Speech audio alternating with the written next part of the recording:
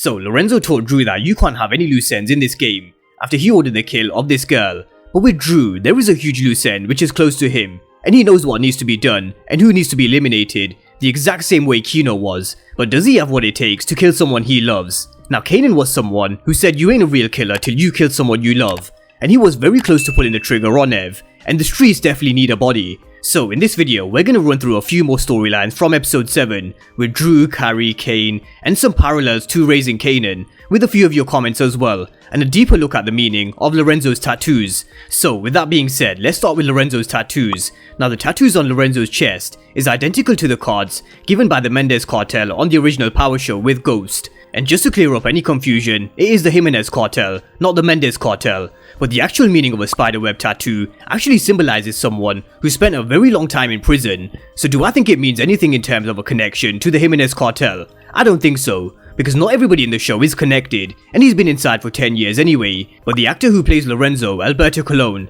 he doesn't have any tattoos on his chest or his neck, which I'm going to come to in just a moment, and they are tattoos which they put on him on purpose, which to be fair does look very similar to the lad on your card that the Jimenez cartel used to leave for their victims as a way of claiming the kill.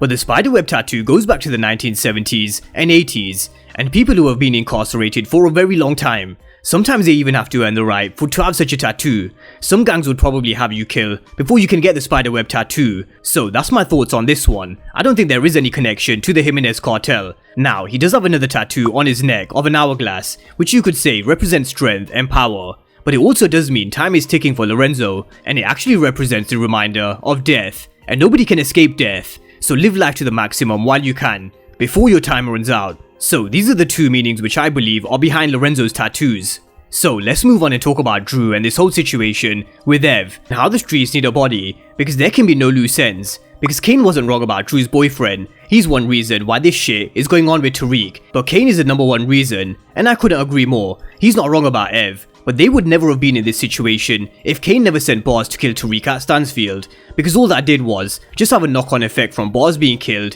which made Lil Guap attack Zeke and his basketball teammates. So then Ev was pulled in for questioning, where he name-dropped Drew because he was scared. So you can see how Cain's actions actually caused a ripple effect which continued from season 1. But nevertheless, it's done now, and Ev is someone who knows too much. He's said too much already, and for the sake of Drew's character development and him losing all humanity, he has to go. As Lorenzo told Drew in episode 6, there's no time for distractions, especially for civilians in this game.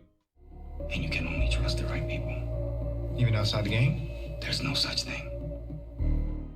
There's no such things outside of the game, and he learned in episode 7, when Lorenzo told him they can't have any loose ends, and it's something Ghost was actually guilty of several times in Power.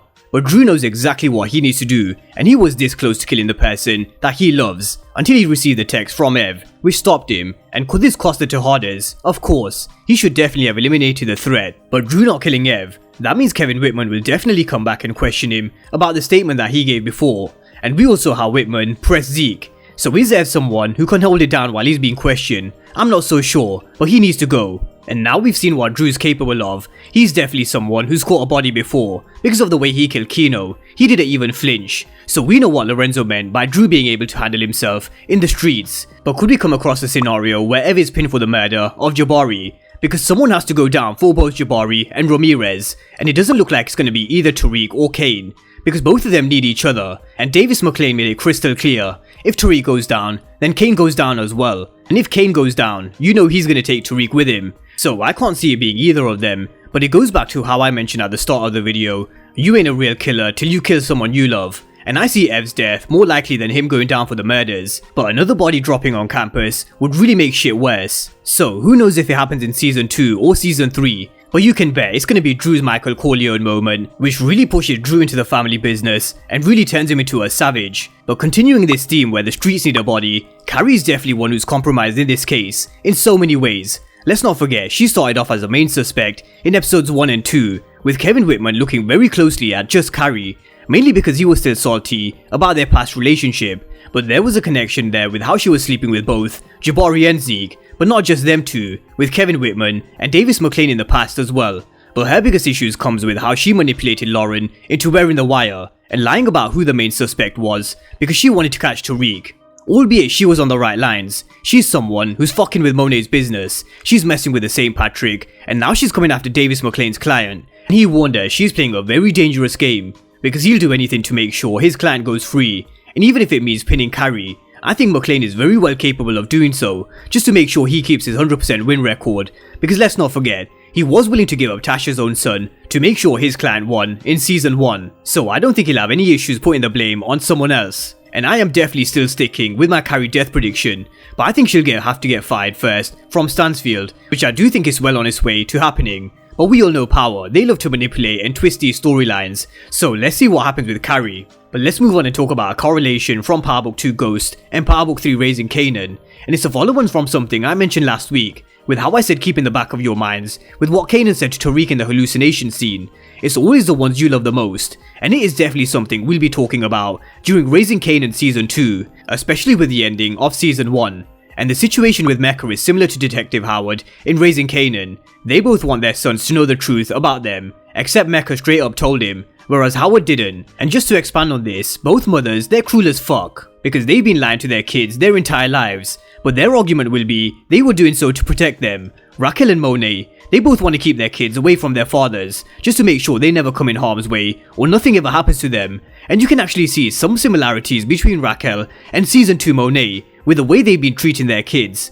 So does Raquel love Canaan? I think she does, but she loves power and control even more, and she wants him close by, which is why she never sent him away to his grandma's. Similar to Monet, she loves Zeke and her kids, but she loves power and control, and this season we're seeing her behaviour change because she's not used to not having this power and control over her kids. If she really wanted to protect Drew and Diana, then she would have let them go college and do what they wanted, but she didn't. Just like how Raquel kept Canaan close, Monet keeps her kids playing their positions. But I feel sorry for Zeke, because not only did some random stranger come up to him and tell him that he's his dad, Monet continued to lie to him, and when it's revealed next week, because it will be, it's gonna cause a shitstorm in the Tejada house, and for those of you who have seen the trailer for episode 8, will know what I mean. But that's a further detailed breakdown of a few of the storylines and comments, with the meaning behind Lorenzo's tattoos, how Ev needs to go for Drew to turn into a savage, and how the streets need a body. There is definitely going to be a death or two, so drop all your death predictions down below in the comment section for the last 3 episodes. And of course, if you're new to the channel and you haven't done so already, then remember to smash the subscribe button if you want to see everything Power Book 2 Ghost and Power Universe related. But as always, thank you guys for watching, and I'll see you next time.